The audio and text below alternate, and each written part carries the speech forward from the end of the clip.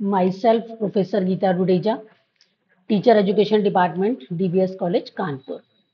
मेरा आज का लेक्चर जो है वो प्रोग्राम इंस्ट्रक्शन पर है, अभिक्रमित अनुदेशन। जैसा कि हम सब लोग जानते हैं कि शिक्षण प्रक्रिया के दो महत्वपूर्ण बिंदु होते हैं, शिक्षक और शिक्षार्थी। यानी शिक्षण की प्रक्रिया इन दोनों के बीच ही चलती रहती है। लेकिन दूसरी तरफ हम ये भी देखते हैं कि छात्रों की सक्रियता, उसकी क्रियाशीलता की अपेक्षा जो है वो हम पाठ्य वस्तु के प्रस्तुतिकरण पर अधिक ध्यान देते हैं, अधिक बल देते हैं, जिससे कि जो शिक्षण विधियां हैं और आपकी पाठ्य वस्तु जो वो प्रेजेंट करते हैं बच्चों के सामने, जो सहायक सामग्री अध्यापक के द्वारा यूज की जाती है, वो भी जो है वो छात्रों को ऐसा अवसर नहीं देती है जिससे छात्रों को ये पता चल सके कि उन्होंने कहाँ तक सफलता प्राप्त की है या अपने उद्देश्यों को किस सीमा तक प्राप्त किया है। छात्रों की इन्हीं समस्याओं का समाधान करने के लिए प्रोग्राम इंस्ट्रक्शन जो है वो बहुत ही महत्वपूर्ण है। ये शिक्षा के क्षेत्र में एक नवाचार है, आधुनिकतम तकनीक है। अब हम ये देखेंगे कि हमारे ये कॉन्सेप्ट कैसे आया, कहाँ से शुरू हुआ, यानी इसका थोड़ा सा हिस्टोरिकल बैकग्राउंड देखेंगे। तो एक्चुअल इसकी शुरुआत जो है वो सुकरात की प्रश्नोत्तर विधि से हुई। सुकरात ने प्रश्नोत्तर विधि में छात्रों से प्रश्न पूछे और छात्रों के द्वारा उन प्रश्नों के उत्तर दिए गए, जिससे छात्रों को अपनी प्रगति का पता चल गया। लेकिन उसके बाद 1920 में सिडनी एल्प्रेसे ने एक शिक्षण मशीन बनाई, जिसमें उन्हीं प्रश्नों की श्रृंखला को एक मशीन के माध्यम से छात्रों के समक्ष जो है वो एक क्रम में प्रस्तुत किया गया। छात्र उन प्रश्नों का उत्तर देते और उनको जो है अपनी प्रगति का पता चल जाता था, क्योंकि शिक्षण मशीन के द्वारा जो है छात्रों के उत्तर का सही या गलत होना तुरंत बता दिया जाता था, जिससे छात्र अगर उनका उत्तर सही है तो तुरंत उत्साह के साथ दुगनी प्रेरणा से अपने उद्देश्य की तरफ बढ़ते थे। लेकिन ये जो शिक्षण मशीन है ये भी बहुत ज्यादा सफल नहीं हो पाई। उसके बाद हार्वर्ड विश्वविद्यालय के बीएफ स्किनर एक व्यवहारवादी हुए। उन्होंने सीखने पर बहुत से प्रयोग किए और एक बहुत महत्वपूर्ण थ्योरी, जिसको हम कहते हैं ऑपरेंट कंडीशनर थ्योरी या क्रिया प्रसूत प्रबंधन, उसको जो है उन्होंने यहाँ पर प्रस्तुत किया। और उसी के ऊपर हमारा जो है वो प्रोग्राम इंस्ट्रक्शन बेस्ड है, यानी जो आधार है वो हमको इस क्रिया प्रसूत प्रबंधन से ही सिद्धांत से मिला है। अब हम ये देखें कि एक्चुअली बीएफ स्किनर की ऑपरेंट कंडीशनिंग थ्योरी क्या थी। Operant conditioning theory is the learning process whereby a response is made probable and operation is strengthened or reinforced। हम इसको देख सकते हैं कि इसमें स्टिमुलस, रेस्पॉन्स और रीइंफोर्समेंट तीन चीजें हैं, इसमें तीन नाम आए हैं। उसको हम कैसे समझेंगे? देखिए, एक्चुअली बीएफ स्किनर के जो प्रयोग थे सीखने के, वो थॉर्नडाइक के इफेक्ट प्रिंसिपल के ऊपर जो है, लॉ ऑफ इफेक्ट पर जो है वो बेस थे। थॉर्नडाइक ने ये बताया कि जब हम छात्रों को कुछ स्टिमुलस देते हैं उसके बाद जो है वो रेस्पॉन्स करता है, यानी रेस्पॉन्स के लिए स्टिमुलस का होना जरूरी है। लेकिन बीएफ स्किनर ने थोड़ा सा इस थ्योरी को चेंज करते हुए अनेक प्रयोग किए और ये बताया कि मनुष्य का जो व्यवहार होता है, दो तरह का व्यवहार होता है, एक ऑपरेंट बिहेवियर, एक रेस्पोंडेंट बिहेवियर। रेस्पोंडेंट बिहेवियर जो होता है वो तो स्टिमुलस के साथ चलता है, यानी जब स्टिमुलस देते हैं तो छात्र रेस्पॉन्स करता है। लेकिन ऑपरेंट बिहेवियर में क्या है, कुछ बिहेवियर मनुष्य के ऐसे होते हैं जिसके लिए किसी स्टिमुलस की आवश्यकता नहीं होती है, केवल वो अपने आप ही कुछ ना कुछ रेस्पॉन्स करता रहता है और उन्हीं रेस्पॉन्स के आधार पर उसको बाद में स्टिमुलस मिलता है। यानी थॉर्नडाइक में स्टिमुलस का पहले होना जरूरी है, उसके बाद रेस्पॉन्स होता है, और ऑपरेंट कंडीशनिंग थ्योरी में पहले रेस्पॉन्स होता है और उसके बाद उस रेस्पॉन्स के बाद उसे स्टिमुलस और रीइंफोर्समेंट मिलता है। जैसे इसको हम समझ सकते हैं एक एग्जाम्पल से, एक प्रयोग जो कि स्किनर ने किया था। उसने क्या किया, एक स्किनर बॉक्स लिया, उस स्किनर बॉक्स में उसने एक चूहे को बंद कर दिया। चूहे के उछल कूदने की उसमें बहुत जगह थी और उसमें दो उसने जो है लीवर फिट कर दिए, एक लीवर रेड कलर का था और एक ग्रीन कलर का था। जैसे ही चूहा जो है उछल कूद कर रहा है, यानी वो क्रियाएं कर रहा है, रेस्पॉन्स वो लगातार करता जा रहा है, अचानक रेस्पॉन्स करते करते उसका जो पैर है वो अचानक ग्रीन वाले लीवर पे लग जाता है। तो जैसे ही ग्रीन लीवर पे पड़ता है तो उसको खाना मिलता है, तो वो बहुत खुश होता है कि खाना मिला है। फिर वो उछल कूद करता है, अचानक उसका पैर रेड पे लीवर पे चला जाता है, तो उसे बिजली का करंट लगता है। इस तरह से वो ये क्रियाएं जो है लगातार करता रहता है, और क्रियाएं करते करते कभी उसका पैर ग्रीन पर पड़ता है और कभी रेड पे पड़ता है। लेकिन जब जब उसको खाना मिलता है तब तक उसको उसके जो परिणाम हो रहा है वो उसको सुखदाई, उसके लिए सुखदाई है, उसको प्लीजेंट लग रहा है वो।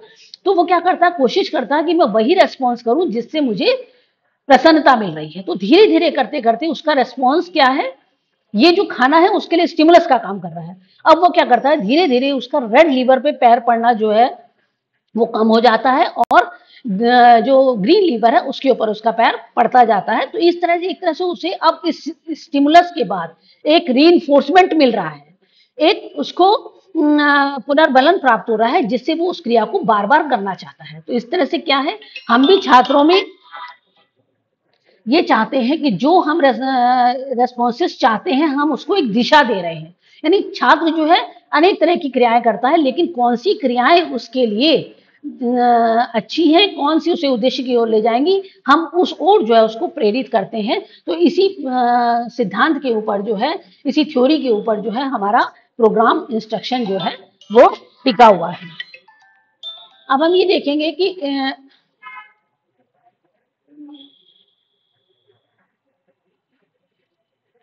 प्रोग्राम इंस्ट्रक्शन का अर्थ क्या है। हम ये देख रहे हैं कि प्रोग्राम इंस्ट्रक्शन दो शब्दों से मिलकर बना हुआ है, प्रोग्राम्ड और इंस्ट्रक्शन। यानी प्रोग्राम्ड का मतलब है सिस्टमैटिक, क्रमबद्ध, और इंस्ट्रक्शन का मतलब है डायरेक्शन और टीचिंग, यानी दिशा या शिक्षा। तो अगर हम इन दोनों शब्दों को मिला लें तो उसका मतलब है कि प्रोग्राम इंस्ट्रक्शन का मतलब है सिस्टमैटिक टीचिंग, क्रमबद्ध शिक्षा। परिभाषा अगर हम देखें प्रोग्राम इंस्ट्रक्शन की, तो बीएफ स्किनर ने कहा programme instruction is interaction between the programme material and students. यानी अभिक्रमित अनुदेशन, अभिक्रमित सामग्री और छात्रों के बीच में एक अंतः क्रिया है। यानी दो जो हम प्रोग्राम बनाते हैं बच्चों के लिए, जो सामग्री तैयार की जाती है, और छात्रों के बीच में एक अंतः क्रिया चलती रहती है। स्टोफेल ने कहा the arrangement of tiny bits of knowledge into logical sequence is called program and its process is called program instruction। यानी नॉलेज को हम छोटे छोटे पार्ट्स में डिवाइड करते हैं और उन पार्ट्स को हम तार्किक क्रम में अरेंज करते हैं, ये हमारा एक प्रोग्राम कहलाता है, कार्यक्रम कहलाता है। और ये पूरी प्रोसेस, उस कार्यक्रम को छात्रों के सामने प्रस्तुत करने की जो पूरी प्रोसेस होती है वो प्रोसेस कहलाती है अभिक्रमित अनुदेशन।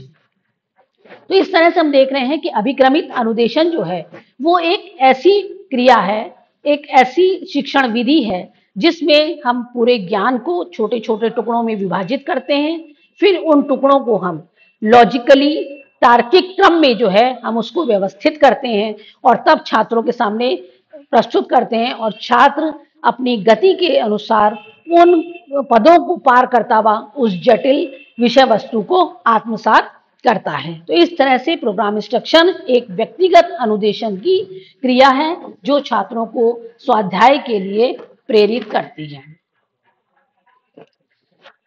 कैरेक्टरिस्टिक्स ऑफ प्रोग्राम इंस्ट्रक्शन, अभिक्रमित अनुदेशन की क्या क्या विशेषताएं हैं।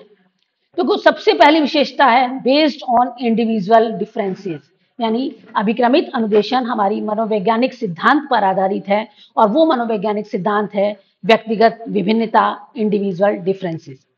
हम सभी लोग जानते हैं कि जो भी छात्र क्लास में आते हैं उनमें विभिन्नता पाई जाती है, चाहे वो विभिन्नता आयु के हिसाब से हो, बुद्धि के हिसाब से हो, या उनकी अभिक्षमता रुचि के हिसाब से हो। यानी हर बच्चा जो होता है वो दूसरे बच्चे से आयु में, रुचि में, अभिक्षमता में जो है एक दूसरे से भिन्न होता है। तो इस तरह से उसकी जो सीखने की क्षमता होती है वो भी अलग अलग होती है, और प्रोग्राम इंस्ट्रक्शन इस सिद्धांत को ध्यान में रखकर ही उस बच्चों के लिए अभिक्रमित सामग्री तैयार करता है। सेकंड है उसकी programme material presented in very short units. देखिए, जब ज्ञान को हम समग्र रूप में बच्चों के सामने प्रस्तुत कर दें, यानी पूरी वास्ट नॉलेज एक साथ बच्चों के सामने प्रस्तुत कर दी जाए, तो बच्चों की रुचि जो है उस विषय में नहीं रहती है और उन्हें उससे समझने में दिक्कत होती है। लेकिन प्रोग्राम इंस्ट्रक्शन में क्या करते हैं, उस ज्ञान को जो है हम छोटे छोटे पदों में विभाजित कर देते हैं, उन पदों को हम फ्रेम कहते हैं, और फिर उसको क्रम के अनुसार जो है वो बच्चों के सामने प्रस्तुत किया जाता है। जब बच्चा एक पद को समझ लेता है तभी उसके सामने दूसरा पद सामने आता है। Logically and psychologically related steps, यानी केवल उसको छोटे छोटे टुकड़ों में विभाजित कर देना ही पर्याप्त नहीं होता है, उसका तार्किक और मनोवैज्ञानिक क्रम में जुड़ना बहुत जरूरी है। यानी अगर हम उनको कुछ समझा रहे हैं, मानो फैक्टर समझाना चाहते हैं मैथ्स में, या एलसीएम समझाना चाहते हैं, एचसीएफ समझाना चाहते हैं, तो हम डायरेक्ट उनको एचसीएफ नहीं बता सकते हैं। हमारे पद कैसे होंगे कि पहले हमें उन्हें फैक्टर करना सिखाना होगा।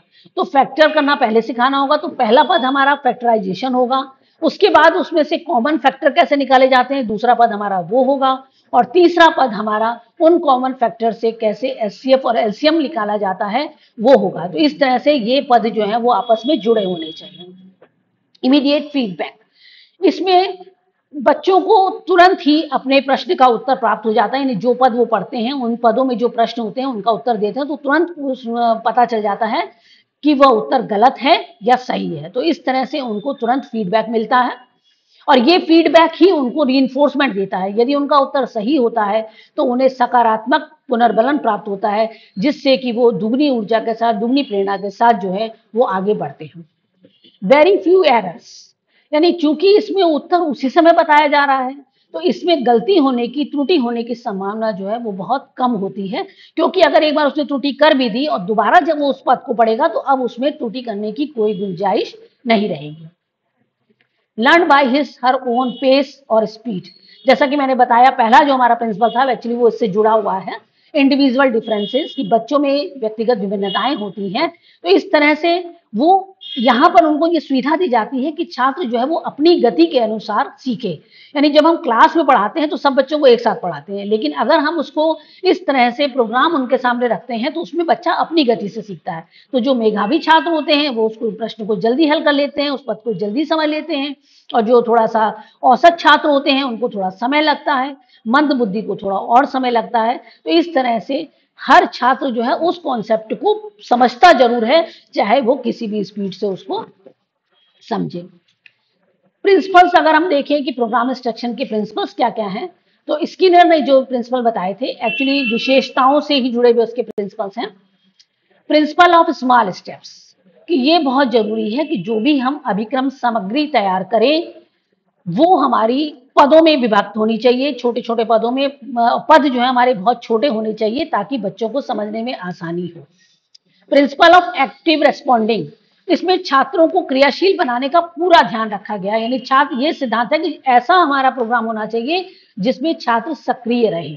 यानी जैसे, क्योंकि जब वो वहां कोई पद पढ़ते हैं तो उससे रिलेटेड क्वेश्चन उसमें होता है, छात्र को तुरंत ही रिस्पॉन्ड करना पड़ता है, उसका उत्तर देना होता है, चाहे वो फिल इन द ब्लैंक्स के रूप में हो या वन वर्ड आंसर के रूप में हो, लेकिन तुरंत उनको आंसर देना होता है।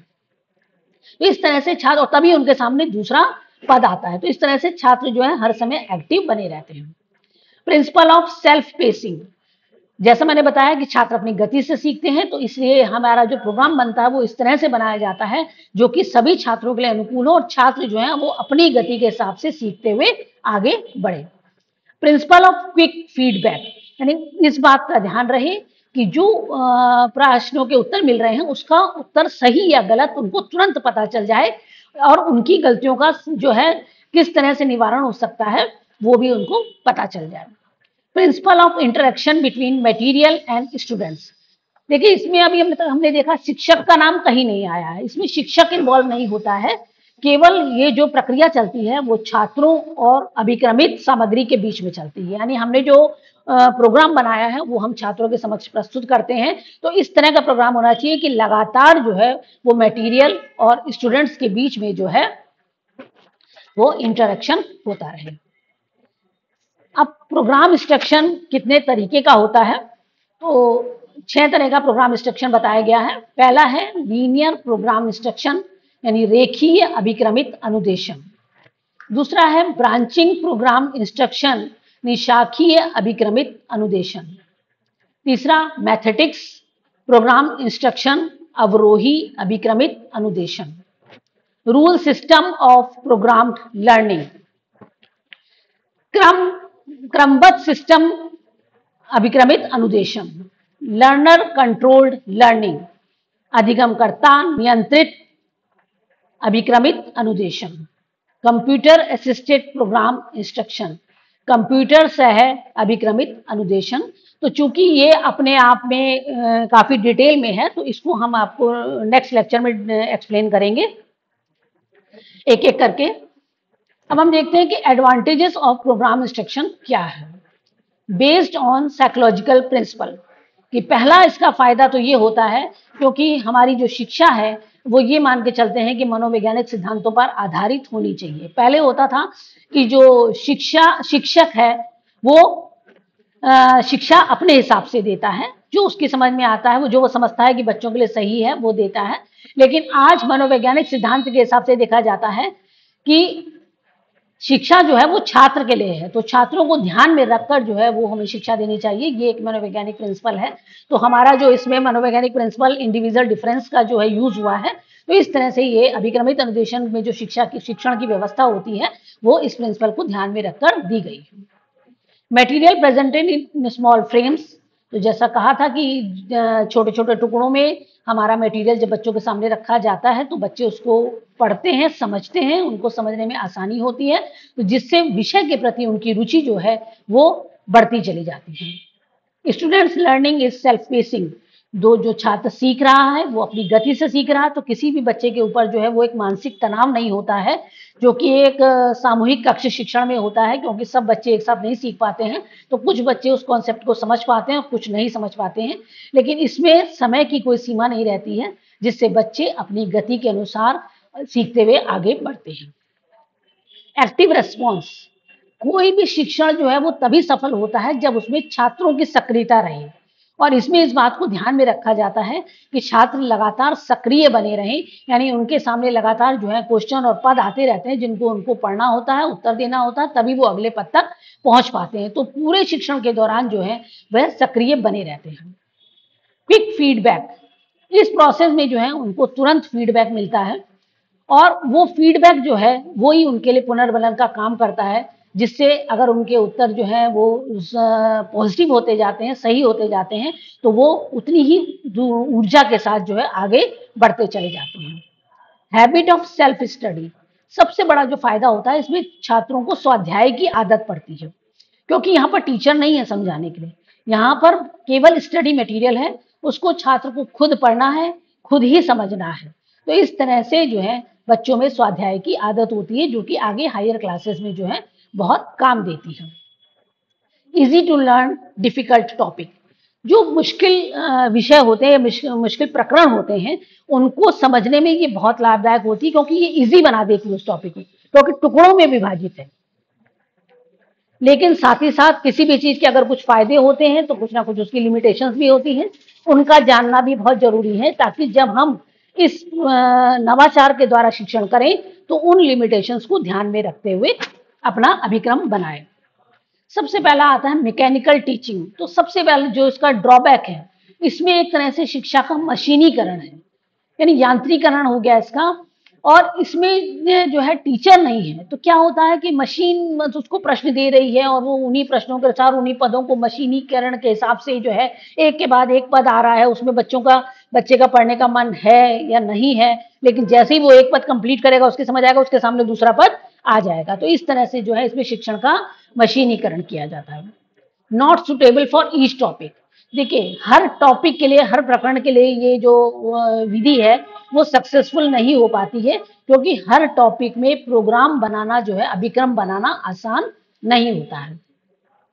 Difficult to make proper frames, यानी जो हम पद बनाते हैं, जो फ्रेम्स बनाते हैं, अगर वो फ्रेम हमारे प्रॉपर नहीं है तो हमारा पूरा शिक्षण इस विधि से बेकार हो जाएगा, क्योंकि इस विधि की जो सफलता है वो पूरी तरह से उन फ्रेम्स, उन पदों पर जो है वो निर्भर करती है कि किसी अध्यापक ने उस विषय वस्तु को फ्रेम में किस तरह से डिवाइड किया है, किस तरह से उसको अरेंज किया है, ये बहुत इंपॉर्टेंट है।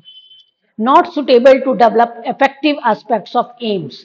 देखिए, शिक्षा के बहुत से उद्देश्य होते हैं, जिसमें तीन हमारे जो है वो मेन है: ज्ञानात्मक उद्देश्य, भावात्मक उद्देश्य और क्रियात्मक उद्देश्य।